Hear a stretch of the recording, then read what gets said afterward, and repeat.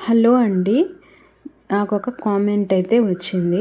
మీరు వీడియో తీస్తారు, వంట చేస్తూ ఉంటారు. చేసిన తర్వాత అలా తింటారు కదండీ!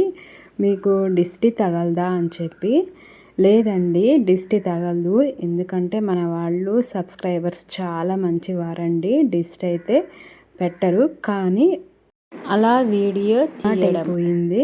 ఇంకా వీడియో తీసిన తర్వాత అలా పెట్టడము.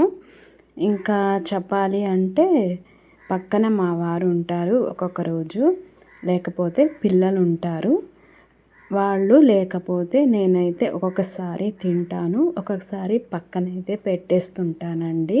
ఇంకా నా పని అంతా అయిపోయిన తర్వాత అయితే నేను తింటానండి.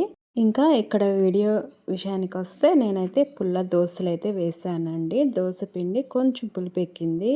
ఇంకా పచ్చిమిర్చి, ఉల్లిపాయ, పసుపు వేసి బాగా కలిపి దోసలైతే వేసాను. జీలకర్ర వేస్తే ఇంకా టేస్ట్ బాగుంటుంది, కానీ మర్చిపోయాను వేయడము.